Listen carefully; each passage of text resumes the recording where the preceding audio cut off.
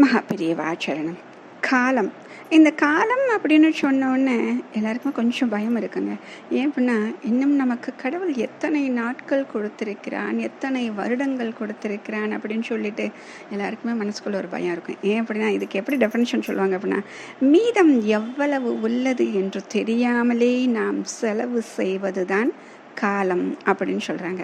அப்போ பார்த்தீங்களா, இப்போ நம்ம எவ்வளோ செலவு பண்ணியிருக்கோம், எத்தனை நாள் நமக்கு போயிருக்குன்னா, இப்போ நம்ம எத்தனை வயசாகிருக்கோம் அத்தனை காலம் செலவு பண்ணிட்டோம். ஆனால் மிச்சம் எவ்வளவு கடவுள் அங்கே வச்சுருக்கான் அப்படின்னு அது நம்மளுக்கு தெரியவே தெரியாது. பகவான் அதை மட்டும் ரகசியமாக வச்சுருக்காரு.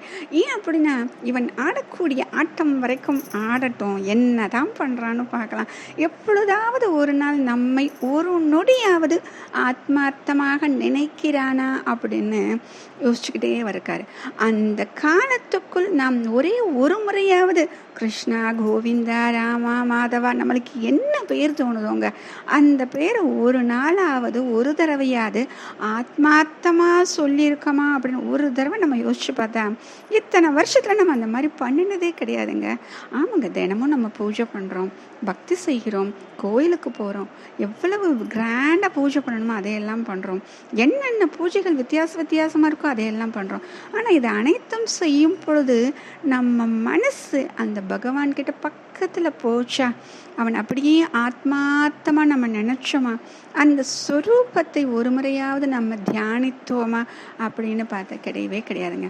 இந்த பக்தி என்ன அப்படின்னா, அந்த பகவான் அப்படியே ஆற தழுவிக்கிறது தாங்க பக்தி. அந்த ஆற தழுவிக்கொண்ட அந்த திருப்தியை கொடுப்பது தான் பக்தி. ஆனால் அந்த திருப்தி இப்போ கிடைக்கவே இல்லையேங்க.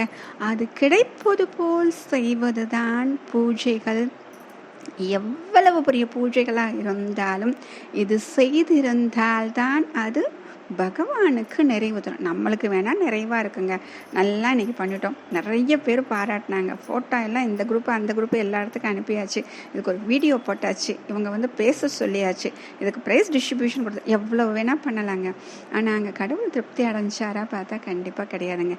ஆக இங்கே பூஜையில் யார் திருப்தி அடையணும்? அந்த பகவான் திருப்தி அடையணும். அப்போ இந்த பூஜைகள் எப்படி நடத்த வேண்டும் என்று அந்த கடவுள் நமக்கு சொல்லியிருக்காரு அப்படின்னா, ஆத்மார்த்தமாக பண்ணணும். பகவான் சொல்லுவார், கிருஷ்ணர் சொல்லுவார்ல, நீ ஒரு இலையை கொடுத்தாலும் போதும், பூவை கொடுத்தாலும் போதும், இத்தனோடு ஒரு துளி தண்ணீர் கொடுத்தா கூட போதும், ஆனால் ஆத்மார்த்தமாக நீ எனக்கு கொடுக்கணும்னு சொல்கிறார். அப்படி இனிமேல் நாம் பக்தி செய்ய கற்றுக்கொள்வோம். மகா பெரியவாச்சரணம்.